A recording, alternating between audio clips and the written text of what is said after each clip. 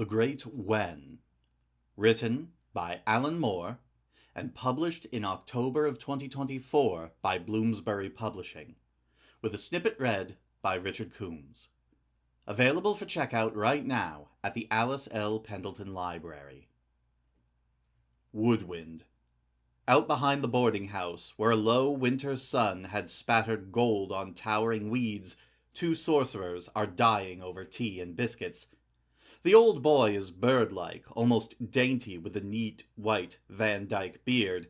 Having lost several stone and much of his studied monstrosity, he sits with a plaid blanket draped across his knees, recalling nothing quite so much as a retired art teacher, perhaps one who dreamed himself another sergeant in his youth. Across a folding table and the tea service thereon, his guest restrains a breeze-born strand from her somehow heroic brow. Near 15 years his junior, she watches as he pours the steaming twist of burnt sienna into mismatched china cups, hands quaking visibly where he was once the terror of his age. He passes her the laden saucer, jingling like a milk cart, and regards her quizzically. "My dear girl, you are very ill, I take it?" The high, lilting voice is always a surprise. She narrows her perennially disappointed eyes, impressed despite herself by her host's divinatory skills, and then at length she laughs. "That's rather good. I almost thought you were a real magician for a moment. But of course you know that you are literally the last person I'd want asking me how many sugars." Glancing down at the delinquent lawn, he smiles apologetically. She stares at him for a few moments more, broad bulldog features settling into a pensive frown as she considers. "Although, following that logic, oh dear, you as well?" Above, winds at high altitude drag crumpled bedsheets from an unmade Hastings sky.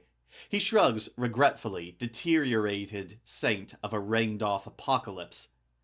"Afraid so. Nothing definite, and if the universe is willing, I might have another year or two. At least, that's what the cards and coins inform me, but then I'm an ancient ruin, and such setbacks are to be expected. What of you, though? You're a mere child, barely in your middle 50s. It just seems such rotten luck."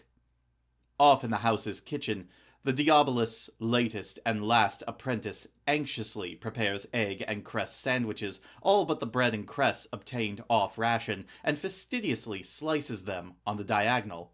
Outside, the high priestess wrinkles her nose, declining sympathy. Or possibly the spite of the Almighty.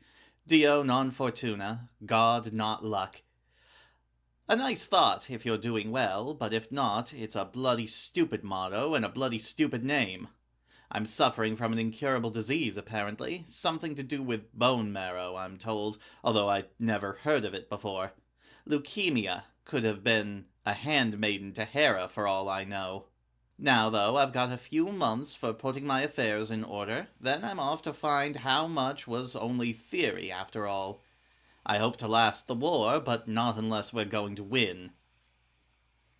She hunches into her thick overcoat, chin resolutely at a jut that always makes him think of Churchill. Sitting up, he nods in an attempt at reassurance. "Oh, we'll win. Frankly, I'd be surprised if Germany survives the cricket season. It's a pity, really. I had such high hopes that this was going to be my Aeon of Horus, stern and radiant, all decked in sun wheels, but it's not to be. It seems that I was wrong about a lot of things." He sips, then sucks the surplus from his yellowed mustache. The woman snorts. "Well, as somebody who spent half her magical career apologizing for the hellish mess you've made of yours, I'd say that was a pretty accurate assumption." Reconsidering, she softens. "Although I suspect my own age of Aquarius will soon be following your Aeon to the junkyard of the eras. Sometimes the etheric voices spout a lot of frightful twaddle, don't you think?"